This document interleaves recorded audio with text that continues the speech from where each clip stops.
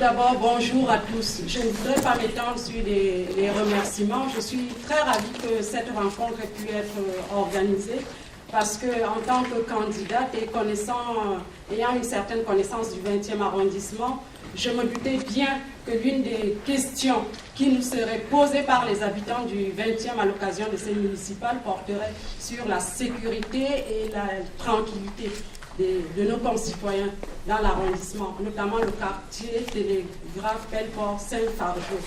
Et pour revenir au conseil de quartier, j'ai connu ce quartier particulièrement quand j'étais coordinatrice des 7 conseils de quartier de notre arrondissement.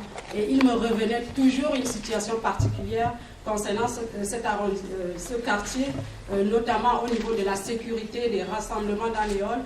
Je veux vous dire, moi je n'ai pas d'a priori sur la sémantique, que ce soit la sécurité ou la tranquillité. Je pense que les deux notions doivent être couplées en ce qui concerne notre arrondissement et notamment le quartier Télégraphe Belfort Saint-Fargeau.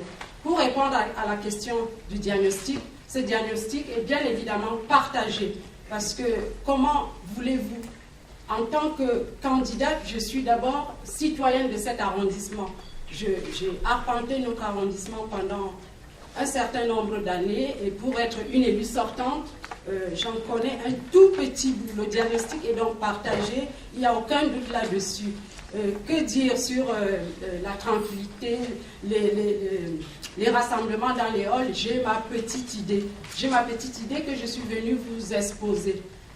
Sachant que les enfants qui sont dans les halls d'immeubles, ce sont les enfants du 20e. Quelquefois, il y en a qui viennent d'ailleurs, mais le quartier Télégraphe Belfort Saint-Fargeau a la particularité d'être vraiment pris dans une espèce d'étau où on ne sait plus comment faire pour en sortir. Je voudrais vous dire très sincèrement, avec la spontanéité qui est la mienne, que la question de la sécurité est une question, comment dire, c'est une question préoccupante, ça a été dit, mais je voudrais le répéter, aussi dire, pour être une habitante du 20e arrondissement, je sais notamment que c'est une question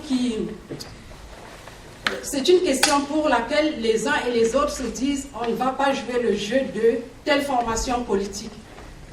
Sur ces questions-là, je pense qu'il n'y a pas de frontière à avoir. C'est une question de volonté politique. Même si la mairie centrale, la mairie d'arrondissement n'a pas les pouvoirs du préfet de police, il faut une volonté politique pour impulser des amorces de solutions. Quand on n'a pas de solutions durables, on peut faire quelque chose. Je vais tout simplement m'expliquer en disant que lorsqu'on est élu local, un de nos premiers devoirs est de veiller à la tranquillité des habitants, de les protéger également. Et pour ce faire, il faut se bouger tout simplement. Je vous donne un exemple concret.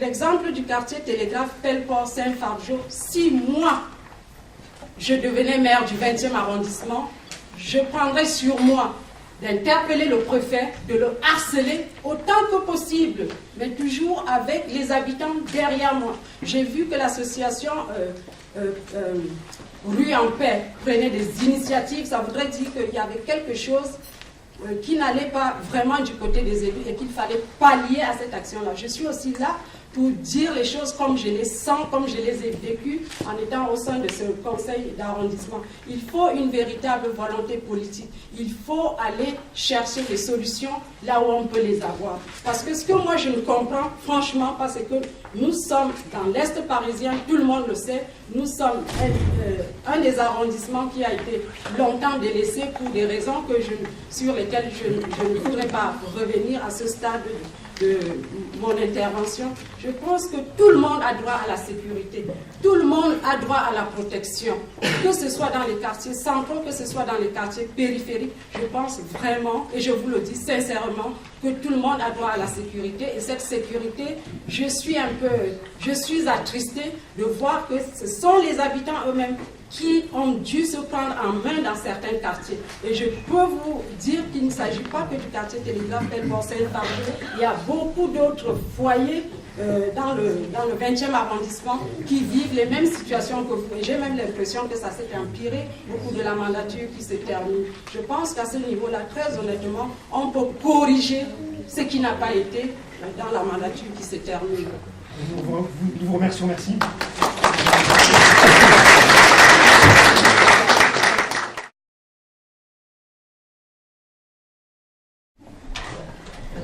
Quelques questions ont été posées. Je voudrais commencer par... je vais répondre en vrac, mais j'essaierai de répondre à toute la série de questions qui a été posée. Pardon. Je pense qu'il est une chose qui ne coûte rien, c'est le dialogue. Il faut améliorer la qualité du dialogue avec les commerçants, les habitants et les bailleurs d'immeubles. Je pense en effet que c'est une piste permettant de rassurer les différents usagers du territoire et créer un sentiment de sécurité. Alors, quant à la relation mairie centrale, bailleurs d'immeubles, élus locaux, je me répéterai parce que j'estime qu'il est nécessaire d'être redondant quelquefois quand on a le sentiment qu'on tient une piste de solution. Il est important que le travail entre le commissariat de police, les élus locaux, les bailleurs soit en synergie, que ces acteurs locaux se mettent en synergie. Pourquoi est-ce que je le dis? Quand on a le sentiment que chacun travaille de son côté, que chacun veut tirer la couverture à soi, on ne produit rien. Il s'agit concrètement de se mettre ensemble pour trouver des solutions. Et cela ne peut se résoudre que lorsque tout le monde y met du sien, sans avoir d'arrière-pensée. Pour revenir au sentiment d'insécurité dans les halls d'immeubles ou à l'insécurité, les incivilités qu'il y a dans les halls d'immeubles, je voudrais vous rassurer simplement en vous disant que je suis moi-même maman. J'habite un quartier dans lequel toutes les questions qui ont été évoquées ici se produisent. Il manque d'infrastructures, mais non seulement c'est une question de manque d'infrastructures, il y a, et là je suis vraiment d'accord avec vous, il manque de mixité sociale. Je ne veux pas comprendre, je refuse de croire qu'il n'y a pas la possibilité de mixer les populations.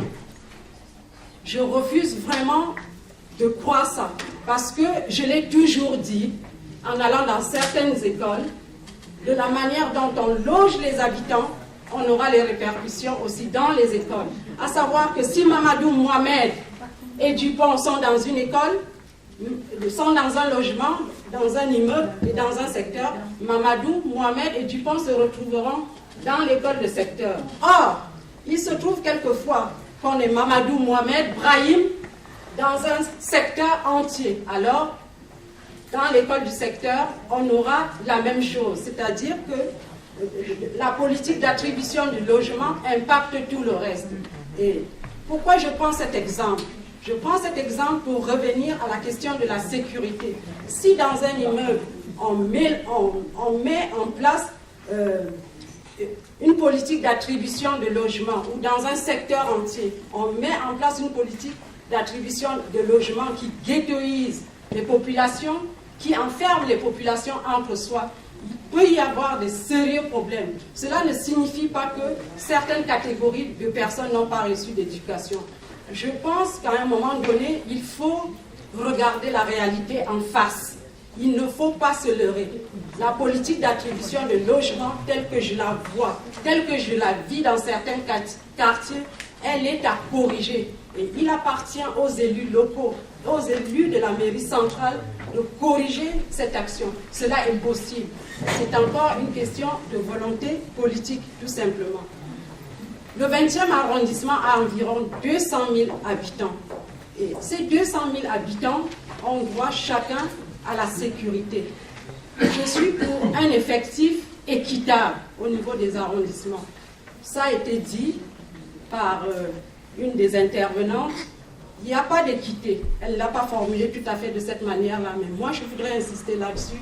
Il faudrait une équité pour protéger nos concitoyens et nous protéger nous-mêmes. Parce que pour la plupart d'entre nous, nous vivons dans cet arrondissement. Nous avons le vécu des quartiers, nous avons le vécu de la problématique qui est exposée ici aujourd'hui. Donc je pense qu'avec la volonté politique, avec la volonté de rassembler chaque acteur autour de la table, on peut prendre des résolutions et s'y tenir. Il faut très concrètement répondre aux engagements pris. Et moi, je prends l'engagement de faire des réunions avec tous les acteurs et puis de harceler le prophète, comme je l'ai dit. Merci beaucoup.